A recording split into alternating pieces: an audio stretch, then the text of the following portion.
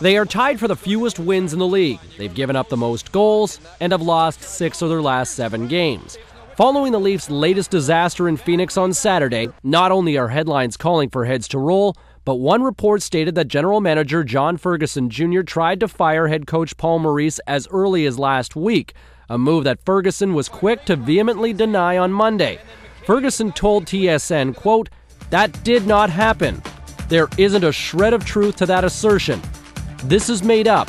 It's a complete fabrication." That's a pretty natural part of coaching in this league when you lose a few games, and I would prefer to have it that way than on the players, individual players. It's something through experience you learn how to handle and come back to work and refocus and do a good job and get the boys ready to play. Several names have been bandied about as well in the last 24 hours about a possible replacement for Ferguson. Names like NHL Vice President Colin Campbell, former stars like Mark Messier and Steve Yzerman, and even TSN hockey analyst Glenn Healy's name has surfaced in recent days. You lose 3 in a row, fellas, that's going to come out in this town. So, and then again, don't react to it because I don't see it. So, but occasionally I hear about it. It gets back to the office somehow. So, hey, we're not happy with where we are either, and that's the way it goes. Flaws are being found all over. In addition to struggling defensively this year, Toronto's offensive well has dried up like a desert.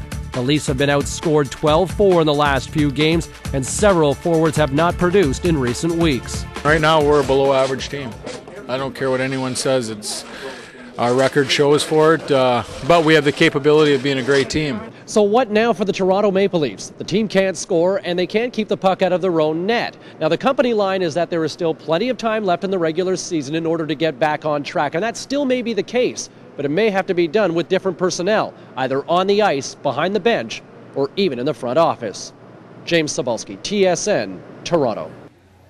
Well, more on the story now from our hockey insider Bob McKenzie. I don't know about you. I can't think back to a time when during the season there was so much scrutiny and rumors and denials and everything since the Ballard years. Now, of course, the ownership situation is much different now than back then, and all of the scrutiny is so much more intense from the media as well. But quite often, Bob, when there's smoke, there's fire as well. So, what do you think? Is there something imminent? Well, there does seem to be a sense, that air of inevitability that one of or both of Paul Maurice and John Ferguson Jr. are going to pay the price at some point for what's going on with the Toronto Maple Leafs. Now, if they win more than they lose going forward, well, then I'm sure the Wolf will stay away from the door. They'll soldier on, and the Leafs will revisit all this in the offseason.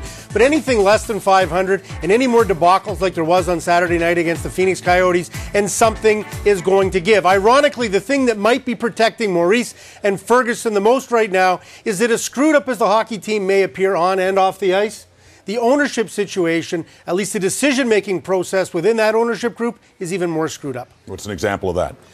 Well, just it's dysfunctional. I think it's common knowledge by this point that Chairman of the Board, Larry Tannenbaum, if he had his way, he would have replaced John Ferguson Jr. in the offseason, if not earlier than that. But Larry Tannenbaum, apparently, even though he's Chairman of the Board, doesn't have the full support of the Board to make changes like that. So Tannenbaum is kind of hamstrung as to what he wants to do, and Richard Petty, the president of the team, who's been the protector for John Ferguson, has been supporting him and does apparently have the support of the board on this particular issue. It's really unfortunate. What they should do is go out and get an experienced hockey guy. They tried to do that in the offseason, but they were hamstrung by the political infighting within the board.